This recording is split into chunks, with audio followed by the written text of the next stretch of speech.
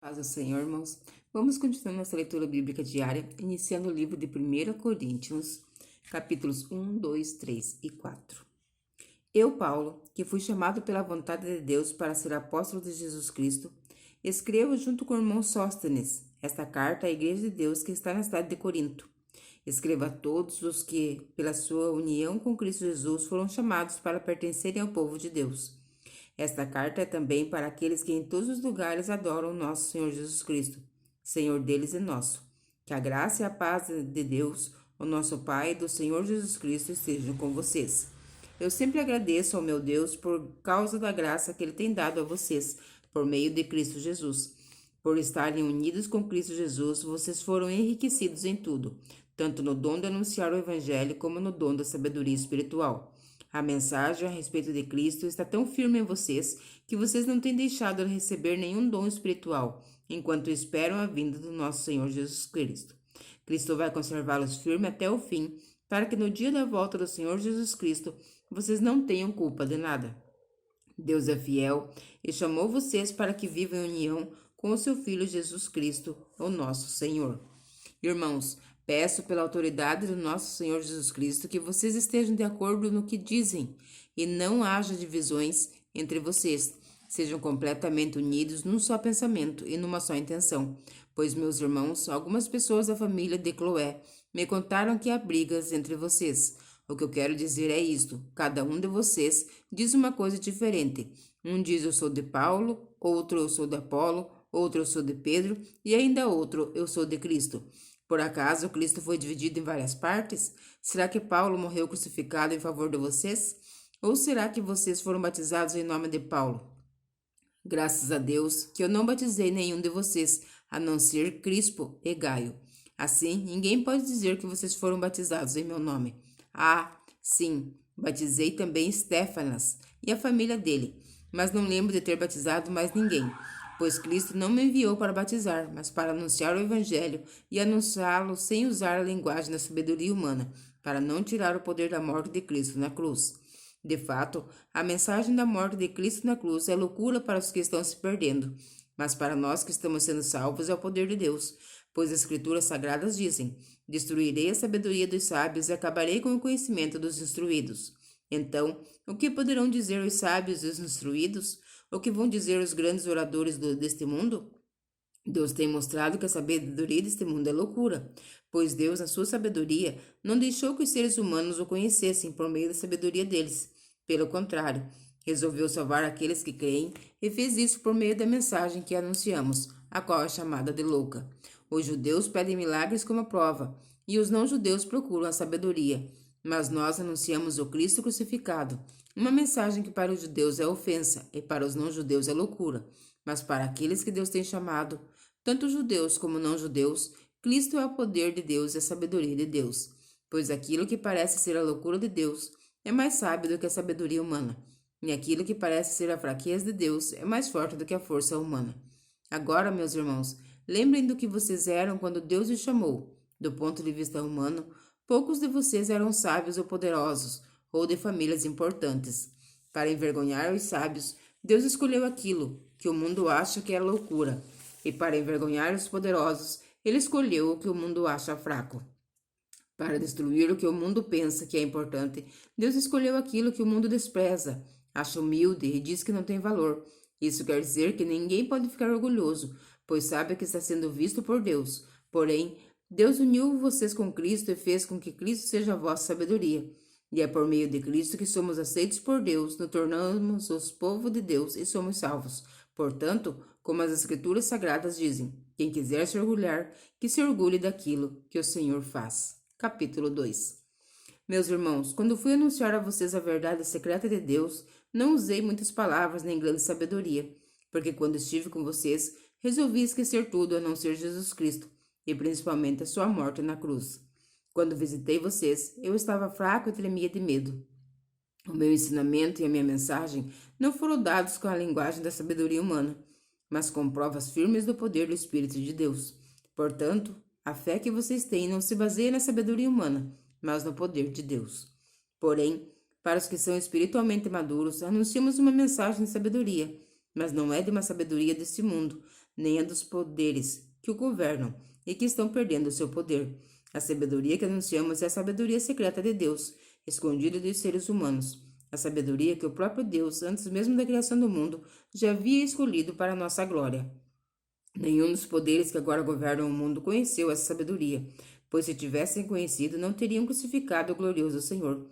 Porém, como dizem as Escrituras Sagradas, o que ninguém viu, o que ninguém nunca viu nem ouviu, e o que jamais alguém pensou que podia acontecer, foi isso que Deus preparou para aqueles que o amam. Mas foi a nós que Deus, por meio do Espírito, revelou o seu segredo. O Espírito Santo examina tudo, até mesmo os planos mais profundos e escondidos de Deus. Quanto ao ser humano, somente o Espírito que está nele é que conhece tudo a respeito dele. E quanto a Deus, somente o seu próprio Espírito conhece tudo a respeito dele. Não foi o Espírito desse mundo que nós recebemos, mas o Espírito mandado por Deus, para que possamos entender tudo o que Deus tem nos dado. Portanto, quando falamos, nós usamos palavras ensinadas pelo Espírito de Deus, e não palavras ensinadas pela sabedoria humana. Assim explicamos as verdades espirituais aos que são espirituais, mas a quem não tem o Espírito de Deus não pode receber os dons que vêm do Espírito, e de fato nem mesmo pode entendê-los. Essas verdades são loucura para essa pessoa, porque o sentido delas só pode ser entendido como de modo espiritual. A pessoa que tem o Espírito Santo pode julgar o valor de todas as coisas, porém ela mesma não pode ter sido julgada por ninguém. Como dizem as Escrituras Sagradas, quem poder conhecer a mente do Senhor, quem é capaz de lhe dar conselhos, mas nós pensamos como Cristo pensa. Capítulo 3. Na verdade, irmãos, eu não pude falar com vocês como costumo fazer com as pessoas que têm o Espírito de Deus. Tive de falar com vocês como se vocês fossem pessoas do mundo, como se fossem crianças na fé cristã. Tive de alimentá-los com leite e não com comida forte, pois vocês não estavam prontos para isso, e ainda não estão prontos, porque vivem como se fossem pessoas deste mundo. Quando existem ciumeiras e brigas entre vocês, será que isso não prova que vocês são pessoas desse mundo e fazem o que todos fazem? Quando alguém diz eu sou de Paulo e outro eu sou de Apolo, será que assim não estão agindo como pessoas desse mundo? Afinal de contas, quem é Apolo e quem é Paulo? Somos servidores de Deus e foi por meio de nós que vocês creram no Senhor. Cada um de nós faz o trabalho que o Senhor lhe deu para fazer. Eu plantei e Apolo regou a planta, mas foi Deus quem a fez crescer. De modo que não importa nem o que planta, nem o que rega, mas sim Deus que dá o crescimento. Pois não existe diferença entre a pessoa que planta e a pessoa que rega.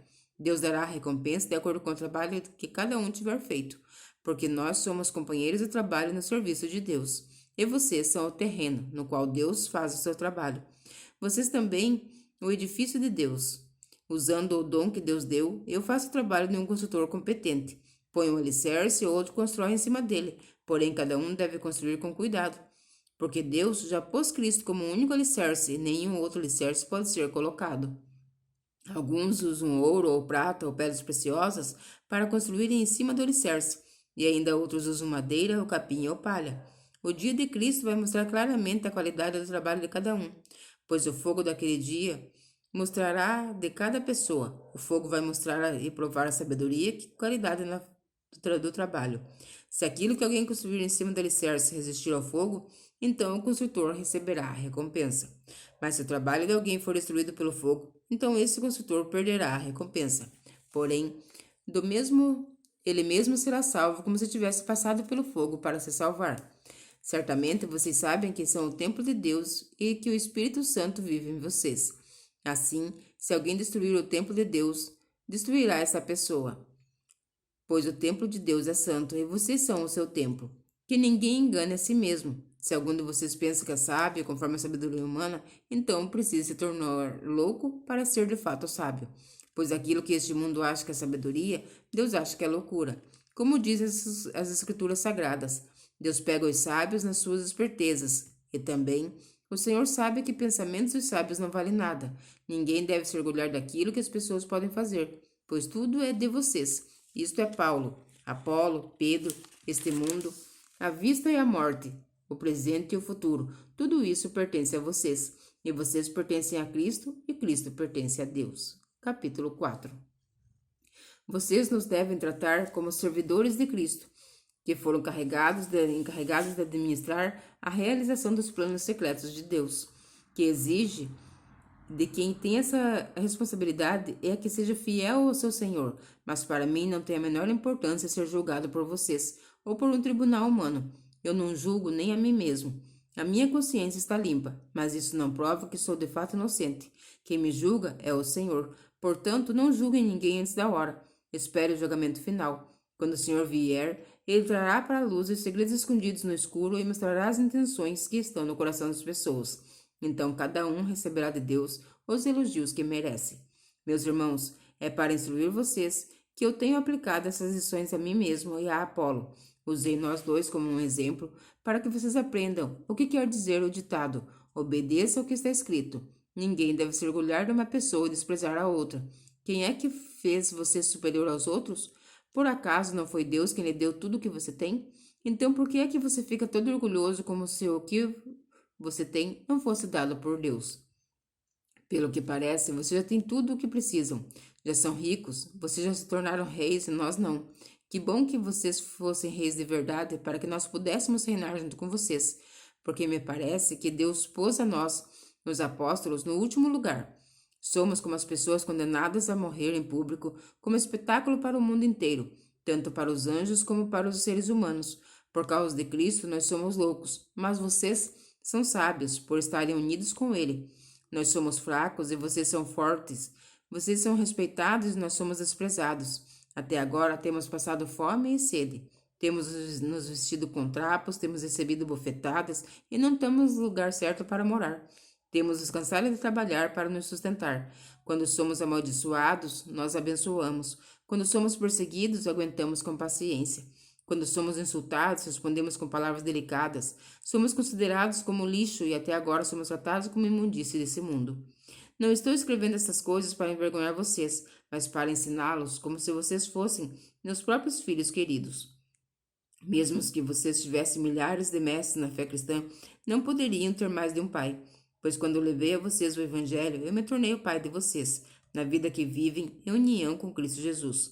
Portanto, eu peço que sigam o meu exemplo. Por isso, estou enviando para vocês Timóteo, que é o meu querido e fiel filho no Senhor. Ele vai ajudá-los a lembrarem dos caminhos que sigam na nova vida que tem união com Cristo. Caminhos esses que ensinam em todas as igrejas.